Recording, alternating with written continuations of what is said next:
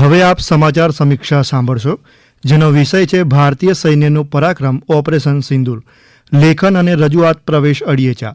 7 મે 2025ની તારીખ એ દરેક ભારતીય માટે યાદગાર બની ગઈ છે, કારણ કે જ્યારે આપણે સૌ કોઈ રાત્રે પોતાના ઘરે આરામ કરી રહ્યા હતા, ઊંઘી રહ્યા હતા, ત્યારે આપણા દેશની સેના પાકિસ્તાનમાં જઈ પોતાનું શૌર્ય બતાવી રહી હતી. ભારતીય સેનાએ 7 મેની રાત્રે 1:05 થી 1:30 વાગ્યા સુધી ઓપરેશન સિંદૂર હેઠળ પાકિસ્તાનમાં 9 આતંકી ઠેકાણા નેસ્ત નાબૂદ કરી દીધા.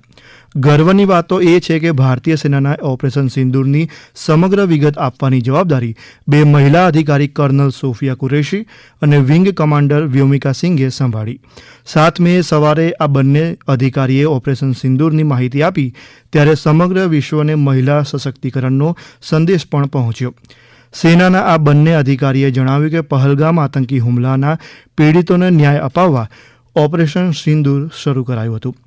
તે આ હુમલામાં 25 ભારતીય અને 1 નેપાળી નાગરિકે જીવ ગુમાવ્યો હતો. પત્રકાર પરિષદ સંબોધતા कर्नल कुरैशीએ શું કહ્યું, आओ સાંભળીએ.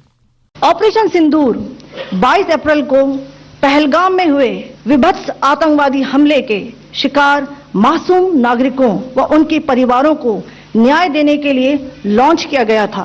इस कार्रवाई में 9 टेररिस्ट कैंप्स को टारगेट किया गया और पूरी तरह से इसे बर्बाद किया गया. पाकिस्तान में पिछले 3 दशकों से टेरर इंफ्रास्ट्रक्चर का निर्माण हो रहा है. इस में recruitment, indoctrination centres, training areas व लॉन्च पैड शामिल थे, जो पाकिस्तान और पाक अधिकृत जम्मू कश्मीर POJK दोनों में फैले हैं. દરમિયાન કર્નલ સોફિયા કુરેશી અને વિંગ કમાન્ડર વ્યોમિકા સિંઘે જણાવ્યું, ઓપરેશન સિંદૂર હેઠળ કરાયેલી કાર્યવાહી અંતર્ગત પાકિસ્તાન અને પાકિસ્તાનના કબજા હેઠળના જમ્મુ કાશ્મીર POJKમાં 9 આતંકી ઠેકાણા નષ્ટ કરાયા.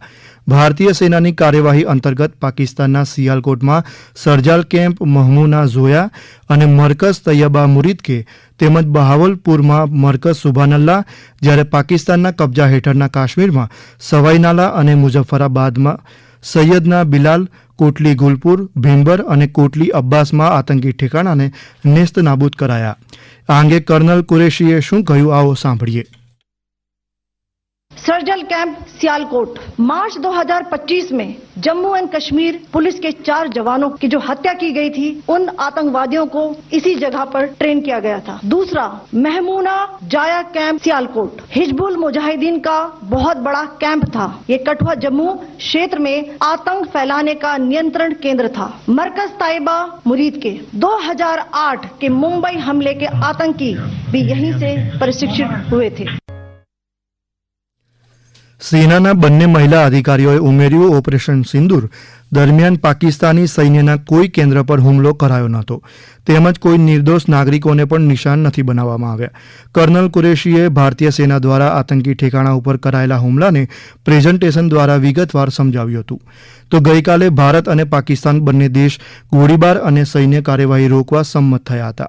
જોકે આ સંમતિના થોડા કલાક બાદ પાકિસ્તાન દ્વારા યુદ્ધ વિરામનું વારંવાર ઉલ્લંઘન કરાયું, જેનો ભારતીય સેનાએ જડબાતોડ જવાબ આપ્યો હતો. આ અંગે વિદેશ સચિવ विक्रम मिश्री ने વધુ માહિતી આપી.